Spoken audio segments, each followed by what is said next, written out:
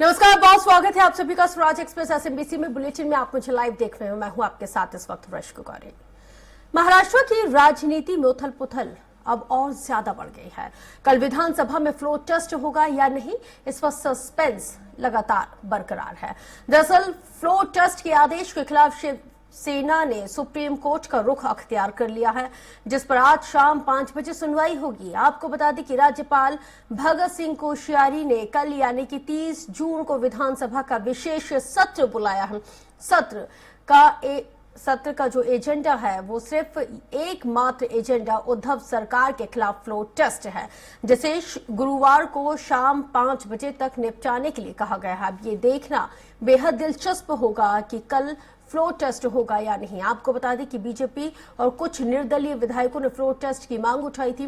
देवेंद्र फडणवीस राज्यपाल भगत सिंह कोश्यारी से मुलाकात के लिए पहुंचे हुए थे। दूसरी तरफ एकनाथ शिंदे और बाकी विधायक आज शाम या कल तक मुंबई लौट सकते हैं। शिंदे ने कहा है कि वे लोग कल फ्लोर टेस्ट में हिस्सा लेंगे।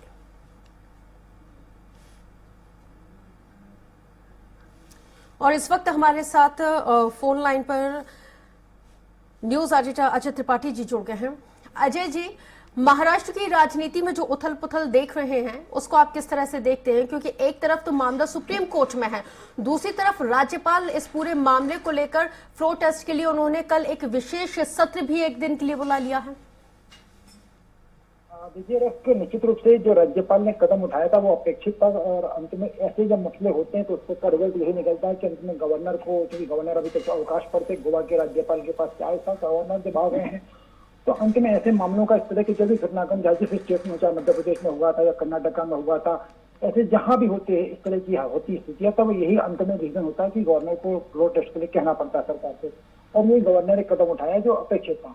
अब इसमें मुद्दा ये है कि कल फ्लोर टेस्ट होना है और जो 39 विधायक हैं जो एकनाथ शिंदे के साथ है, शिंदे गुट, उसका क्या होगा? क्योंकि महत्वपूर्ण मुद्दा ये है कि अभी तक उस गुट ने अपने आप को ना तो किसी पार्टी के साथ अटैच किया है, ना स्पीकर को कोई एप्लीकेशन दी है जिसमें कहा जाए कि उनको एक नॉन अलाइन के रूप में माना जाए, जो असंभव दल कहलाता है हाउसेज में, वो व्यवस्था भी नहीं की गई है। तो कल सबसे बड़ी दिक्कत ये आएगी अगर व्हिप जारी होता है उसकी तरफ से, शिवसेना की तरफ से व्हिप जारी होता है, जो उनके नए नेता चुने गए हैं वो अगर व्हिप जारी करते हैं तो इस व्हिप को मानेंगे या नहीं मानेंगे। अगर न मानने की स्थिति में क्या होगा, ये बड़ा महत्वपूर्ण विषय है।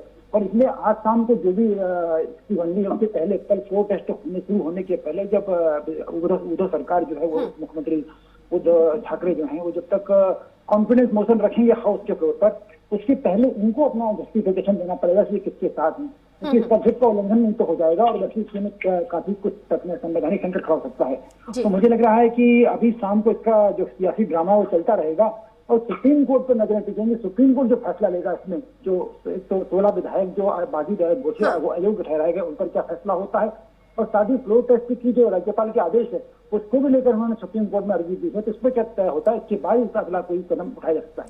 बिल्कुल अजय जी, इसके साथ ही लगातार जिस तरह से जो राजनीतिक के विश्लेषक हैं वो लगातार कह रहे हैं कि जो घटनाक्रम 2020 में मध्य प्रदेश में देखने को मिला था, ये उसकी सेकेंड सीरीज यहाँ पे सामने आ गई है। और ठीक है, मध्य प्रदेश में जिस तर्ज पर बीजेपी सरकार बनाने में कामयाब रही थी, प्लान बी को उसने आगे बढ़ाकर अपनी सरकार बनाई थी मध्य प्रदेश में, ठीक उसी तर्ज पर अब महाराष्ट्र में भी काम किया जा रहा है। देखिए, अकेला अपन मध्य प्रदेश की बात करें, कर्नाटका में भी हुआ था सेम कहानी। देखिए, जब कोई भी ऐसी ज्वाइंट सरकार जब बनती, जब भी गठबंधन सरकारें बनती हैं तो इस तरह के नाटक नौटंकी सियासत के होते रहते हैं।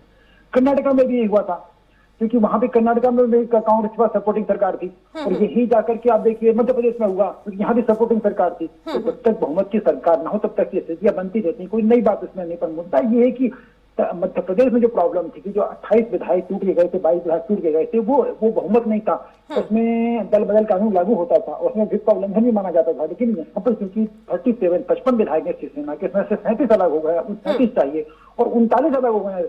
ये महत्वपूर्ण मुद्दा है कि एक अलग गुट के रूप में उनको मान्यता दी जा सकती है, और वो हो सकता है वो गुट आज उस स्पीकर को दें, स्पीकर उसको अनुमति दे दे और उसके बाद वो वोट अपने आप को किसी न किसी पार्टी में मर्ज कर दे, तो फिर सारी तकनीकी समस्याएं खत्म हो जाएंगी। जी साथ ही अजय जी, क्योंकि इस पूरे प्रकरण की अगर हम बात करते हैं फ्लोर टेस्ट के आदेश के खिलाफ, क्योंकि शिवसेना ने सुप्रीम कोर्ट का भी रुख कर लिया है, जिस पर आज शाम 5 बजे सुनवाई होगी, और वहीं पे राज्यपाल, क्योंकि आपने भी बताया, क्योंकि वो उनका संवैधानिक अधिकार भी है और एट लास्ट उनको यही करना था, क्योंकि एक दिन का विशेष सत्र बुलाना था। सबसे इंपॉर्टेंट ये है अजय जी कि यहाँ पे शिवसेना के द्वारा और तमाम लोगों जो पार्टी है उसके द्वारा ये कहा जा रहा है कि संवैधानिक हनन किया जा रहा है। जब प्रकरण सुप्रीम कोर्ट में है तो फिर एक दिन का विशेष सत्र बुलाने का क्या औचित्य? नहीं, देखिए, ये बड़ा अलग टाइप का मुद्दा है। जब पार्लियामेंट्री सिस्टम को थोड़ा भी अगर उद्धव ठाकरे या शिवसेना के लोग समझते हैं तो राज्यपाल को अधिकार है, क्योंकि वो संवैधानिक प्रमुख होता है राज्य का, और उसको जब भी इस तरह की स्थिति दिखाई देती है तो वो अपना अगला कदम उठाने के बजाय, अगर कल को राज्यपाल रिकमेंडेशन दें कि यहाँ पे राष्ट्रपति शासन लागू कर दिया, इससे पहले राज्यपाल को अपनी संतुष्टि करनी पड़ेगी, और उस संतुष्टि के लिए राज्यपाल सुप्रीम कोर्ट के फैसले का इंतजार नहीं कर सकते। और सुप्रीम कोर्ट अगर आदेश भी देता है तो विधानसभा को पूरे पावर होते हैं, विधानसभा सचिवालय जो होता है पूरे पावर होते हैं, उसकी सुप्रीम कोर्ट को कह सकता है कि हम सब 5 दिन में जवाब नहीं दे पाएंगे। ये बाकायदा, और क्योंकि विधानसभा सचिवालय के ऊपर राज्यपाल संवैधानिक प्रमुख, तो राज्यपाल को कभी भी किसी भी समय हाउस का सत्र बुलाने का पूरा अधिकार होता है, क्योंकि वो कॉन्स्टिट्यूशनल चीफ होते हैं किसी भी स्टेट के, उनको पूरा अधिकार होता है। तो ये तो सवाल उठाना गलत है। पर अभी बहुत सारे मुद्दे, अगर राज्यपाल, चलिए हम बात मान लेते हैं कि उद्धव ठाकरे अगर मना कर रहे हैं तो विशेष सत्र बुला करके नो कॉन्फिडेंस मोशन आ सकता है। हाउस के जितने मेंबर, उनमें से कोई भी, अगर सरकार अपना फ्लोर टेस्ट पास नहीं करना चाहती, सरकार विश्वास प्रस्ताव नहीं लाती है, तो कोई भी सदस्य, हाउस का कोई भी सदस्य उसमें 30 विधायकों के साइन करा करके और अविश्वास प्रस्ताव रखा है, नो कॉन्फिडेंस मोशन आ सकता है, नो कॉन्फिडेंस पर डिस्कशन होगा। सारी चाबी, और अंत में देखिए सारी की सारी चाबी अभी भी उद्धव ठाकरे के हाथ में बहुत कुछ है। अगर वो चाहे तो उनका स्पीकर है, स्पीकर का चुनाव नया होगा, उसमें 14 दिन का समय चाहिए पड़ता है। उसके पहले अगर चाहे तो उनके जो स्पीकर है, हाउस में हंगामे की स्थिति को देख करके राज्यपाल की बात मान ली जाए, हाउस बुलाया जाए और उसके बाद हंगामे का हवाला दे करके जो हाउस है उसको 15 दिन के लिए, 20 दिन के लिए, 10 दिन के लिए अडजन कर दिया जाए, स्थगित कर दिया जाए। ये स्पीकर के हाथ में है, पर राज्यपाल ने जो कहा वो तो आपको करना पड़ेगा। जी, बहुत शुक्रिया जानकारी साझा करने के लिए, हमारे साथ जुड़ने के लिए अजय जी।